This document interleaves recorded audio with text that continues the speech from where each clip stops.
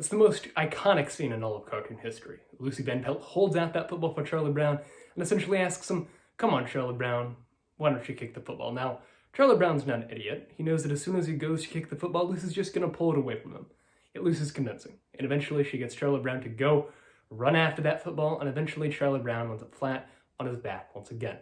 The cycle of trying the same thing over and over and over again, yet ultimately not accomplishing much, is unfortunately the state of U.S. relations with Iran since Iran's 1979 revolution. Since that time, the United States has imposed sanction upon embargo, upon condemnation on the country in an attempt to change its actions, which unfortunately haven't particularly worked. Now, this leads us to the latest failure of the United States on that front. According to The Economist on October 15th, the United States and the Dominican Republic were the only two countries on the UN Security Council to vote in favor of extending a UN arms embargo on Iran. In response to this, many US officials, according to Reuters on October 14th, have expressed fears that this would destabilize the entire Middle East by allowing Iran to acquire greater quantities of weaponry. Now, since the United States can easily get sucked into a conflict in the Middle East, and since Middle Eastern stability is essential for global peace and prosperity, it's important that we understand the exact ramifications of what this move will do. So, will the end of the UN arms embargo on Iran create more instability in the Middle East? And the answer to that is fortunately no. Iran lacks suppliers of weaponry, Iran lacks the financial capabilities to acquire weaponry, and an accumulation of arms doesn't really tie in with Iran's strategies in the Middle East. So, first, let's understand that while an embargo may have been lifted, it's not as though Iran is suddenly going to acquire weaponry from all sorts of places.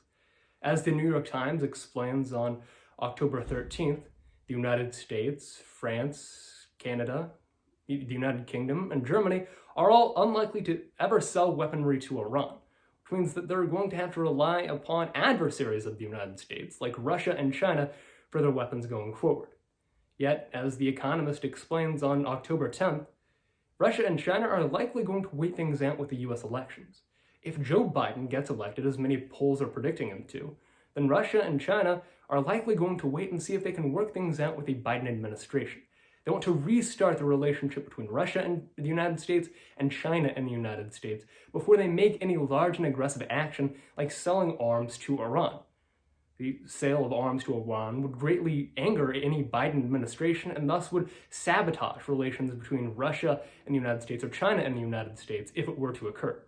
So, as a result of that, the two countries most likely to sell weapons to Iran are unlikely to do so, at least in the short term. Beyond that, even if Russia and China were all the more willing to sell weapons to Iran right now, it's not as though Iran has the financial capabilities to actually afford the sort of weaponry en masse that would be required to have a real destabilizing influence on the Middle East.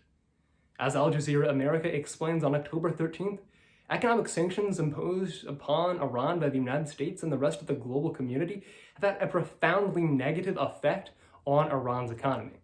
And this economic downturn has only been heightened by the coronavirus, which means that right now, Iran's government is simply struggling to stay above water.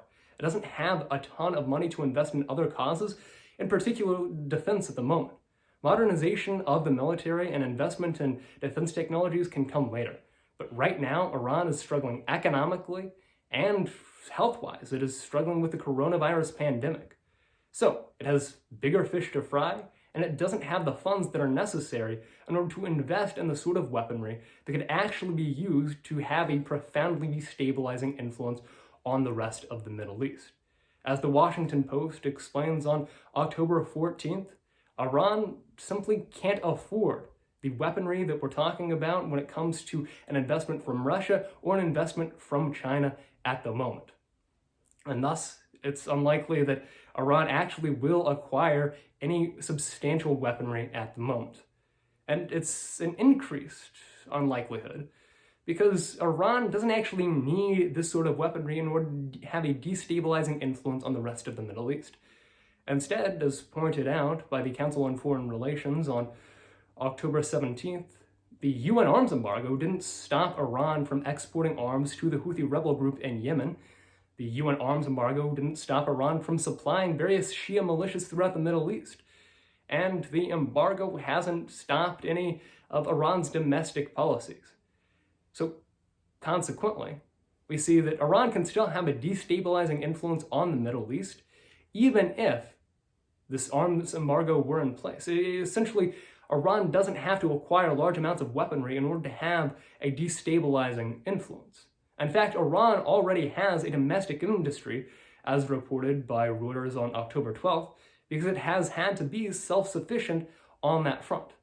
And thus, essentially, the strategy of Iran isn't substantially going to change.